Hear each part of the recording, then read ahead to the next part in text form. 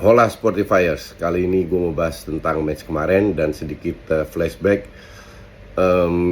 Sebelum turnamen dimulai, gue bilang kenapa tidak mendatangkan 2-3 pemain senior yang bisa membuat balance, yang bisa membantu. Ternyata sudah ada kesepakatan antara PSSI dan Sintayong bahwa hanya pemain muda diturunkan. Oke, pemain muda.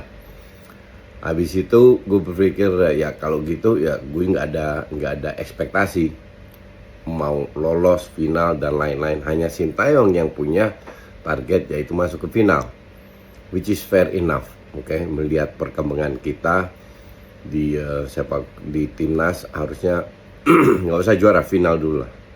Nah, bermain karena tim ini kan diprediksi untuk main di SEA Games, artinya tidak banyak kesempatan lagi untuk bereksperimen lah. Hanya mungkin kalau misalnya ada Piala Asia U20 atau U23, I don't know. Intinya nggak banyak lagi. Nah artinya lu nggak bisa bereksperimen asal untuk bereksperimen. Lu bereksperimen untuk membuat pola. Yang terjadi justru lawan Laos sama Myanmar, kalau bereksperimen oke lah. Tapi gue nggak ngeliat polanya sama sekali. Bahkan kemarin lawan Vietnam pun sedikit kelihatan, but it's just not good enough gitu loh. Cuman gue melihat banyak hal yang positif kemarin yang gue tidak lihat di match-match sebelumnya, yaitu dari awal kita sudah agresif, ngepres. Dan ya Filipina juga memang levelnya Filipina, jadi bukan tim yang harus kita kalah. Tapi di sisi lain 2 kartu merah dalam 4 pertandingan is just too much. Ini menjadi pelajaran, ya ini AFF ini kan udah selesai, menjadi pelajaran buat mereka bahwa lo harus hati-hati dengan bermain karena lo bisa merugikan tim. Apalagi pelanggarannya ya bisa dibilang bener kartu merah kayak ngikut ya.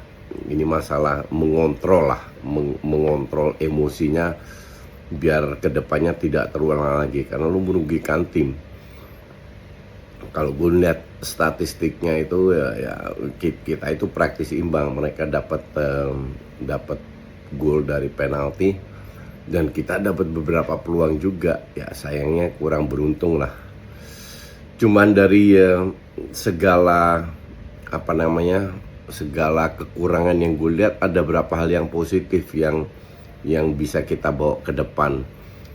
Ya satu, untuk gue pemain kayak Detan ini layak diberi kesempatan di timnas senior karena dia mainnya di right winger.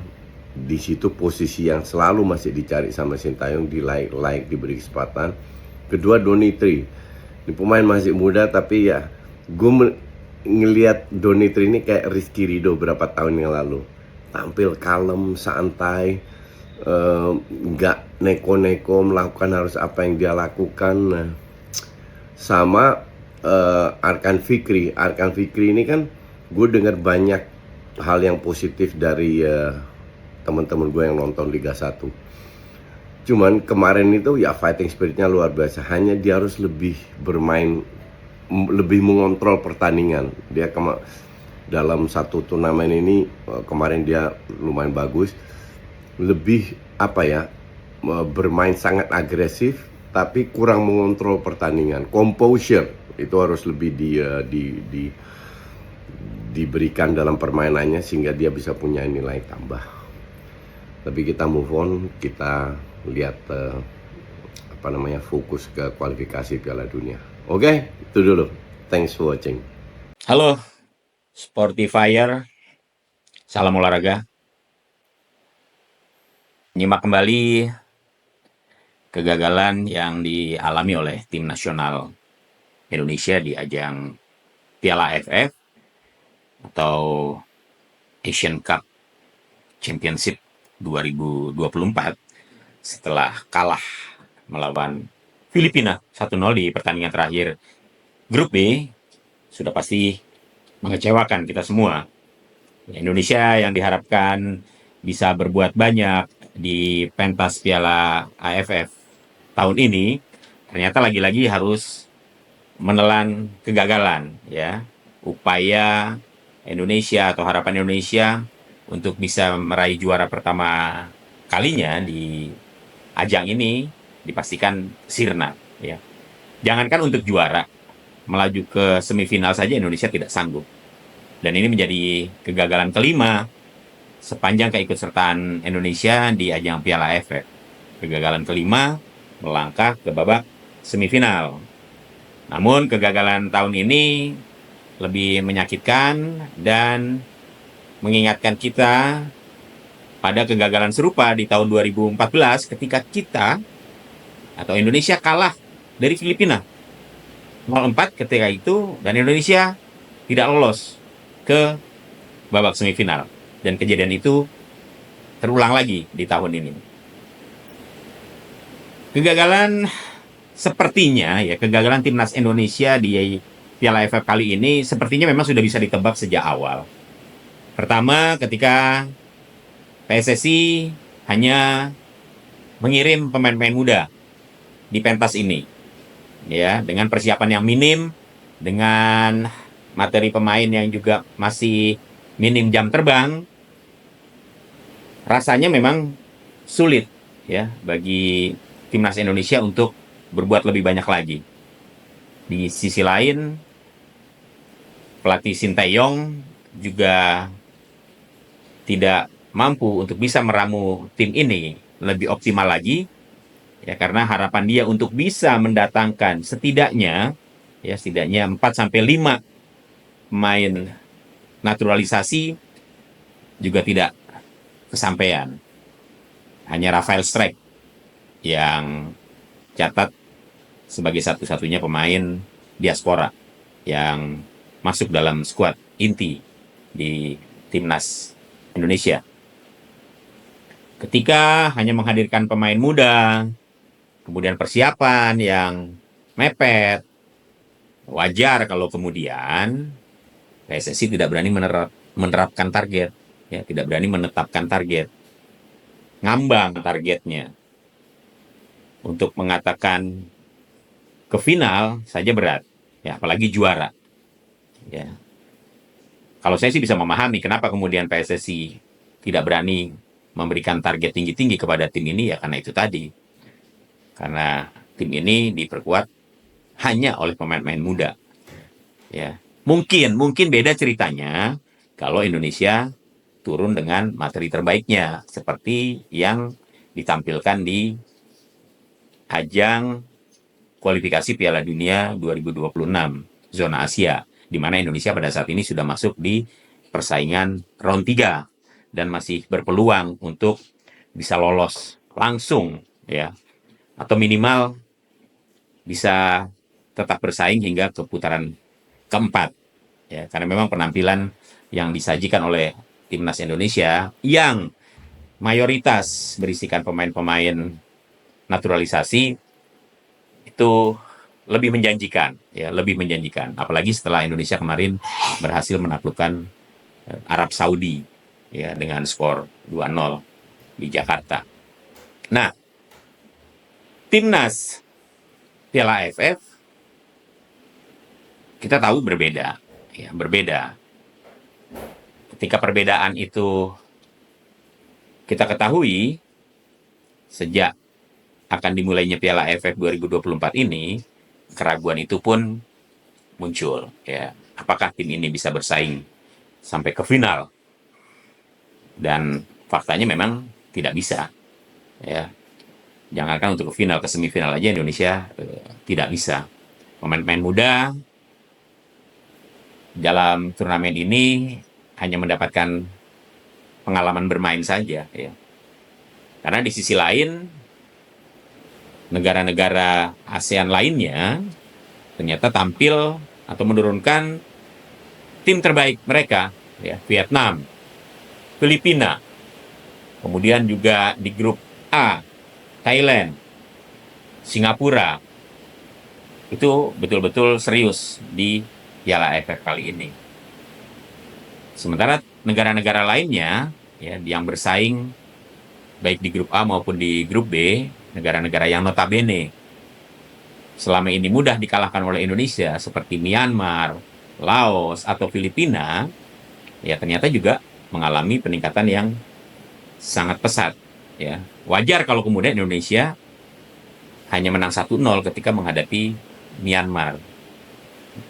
Bermain imbang 3-3 melawan Laos dan akhirnya kalah melawan Filipina 0-1. Pelajaran berharga untuk Indonesia di tengah mayoritas pemain-pemain muda. Pertama, ternyata pemain-pemain muda kita yang notabene adalah pemain-pemain asli Indonesia, ya ternyata kualitasnya memang masih perlu ditingkatkan. Ya. Ternyata STY tidak bisa meramu tim ini lebih baik lagi ketika source yang tersedia ya kualitasnya masih seperti itu. Beda ketika Sintayong diberikan squad pemain-pemain yang memang banyak berkiprah di Eropa. Ya walaupun klub-klub di Eropa yang diperkuat oleh pemain Indonesia itu sebagian diantaranya masuk di tier 2 atau kalaupun di tier 1 tapi mereka masuk di tim mudanya gitu. Tapi terlepas dari itu saya pikir pemain-pemain yang biasa merumput di Eropa auranya beda ya, kualitasnya juga beda dan eh, sudah diperlihatkan oleh para pemain naturalisasi Indonesia bagaimana kemudian mereka bermain untuk tim nasional ya yang saat ini masih bertahan dan bersaing di putaran ketiga kualifikasi Piala Dunia 2026 zona Asia. Banyak pelajaran yang bisa dipetik dari para pemain muda kita ya. Pertama tentunya bagaimana para pemain mendapatkan pengalaman mengendalikan emosi. Ya, para pemain muda kita masih kerap terpancing emosinya. Kartu merah yang diberikan kepada kapten tim Muhammad Ferrari itu merupakan sebuah pelajaran yang sangat berharga buat Ferrari. Ya, sebagai kapten, sebagai leader, seharusnya dia bisa lebih menjaga, lebih bisa mengendalikan emosinya. Gitu. Kalau dia pintar, dia tidak akan layani itu. Dia tidak akan melakukan respon yang terlalu reaktif terhadap pemain Filipina. Sehingga berbuntut pada kartu merah yang harus dia keluarkan. Tentu saja ini merupakan sebuah kerugian bagi Indonesia. Di saat Indonesia butuh kemenangan, di saat menghadapi Filipina yang ternyata juga punya peluang, punya kemampuan dan kans untuk bisa mengalahkan Indonesia, sehingga mereka terlihat semakin mudah ya setelah Indonesia hanya tampil 10 pemain. Menit bermain pada akhirnya juga menjadi pengalaman yang berharga bagi para pemain muda Indonesia. Koreksi tentu saja bukan cuma kepada pemain, pelatih pun juga ya. Sintayong dari 3 helatan atau 3 pertandingan yang dilakoni oleh Indonesia bahkan masih terlihat melakukan perubahan-perubahan komposisi pemain yang menurut saya dalam situasi di mana Indonesia harus menunjukkan performa terbaiknya, saya pikir skuad yang harus diturunkan ya skuad terbaik. Mungkin istilah don't change the winning team masih boleh diberlakukan untuk tim nasional Indonesia.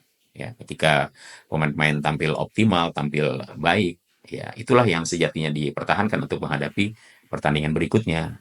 Jangan dirombak-rombak, ya, karena tim ini hasil pertandingannya ditunggu oleh masyarakat dan masyarakat mengharapkan Indonesia bisa meraih kemenangan. PSSI juga harus lebih bisa melakukan evaluasi ya, evaluasi bahwa ternyata masih banyak terlihat kesalahan-kesalahan elementer dari pemain-pemain muda Indonesia ya, termasuk juga bagaimana para pemain mudah terpancing emosinya. Ini adalah bagian dari pembelajaran ya.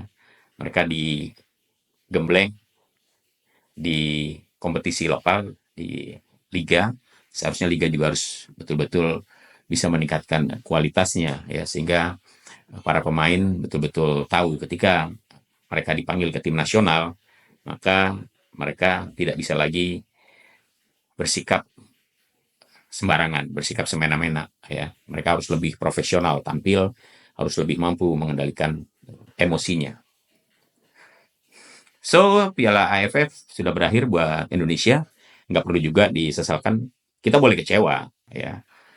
Kita boleh kecewa, tapi tidak kemudian kekecewaan itu berlarut-larut.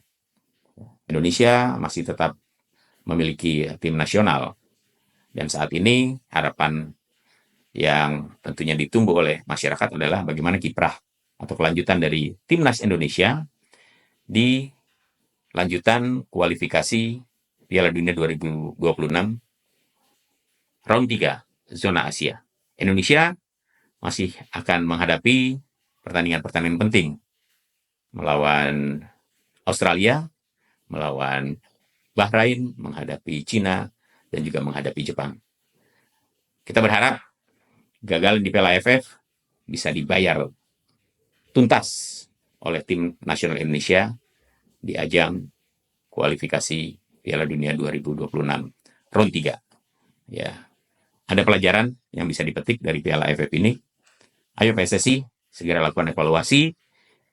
Sintayong juga jangan egois, ya. Dengarkan juga suara masyarakat Indonesia sehingga tim nasional Indonesia nantinya betul-betul dapat berbicara dan dapat mewujudkan ambisinya untuk bisa bermain di tingkat internasional. Dalam hal ini, Piala Dunia.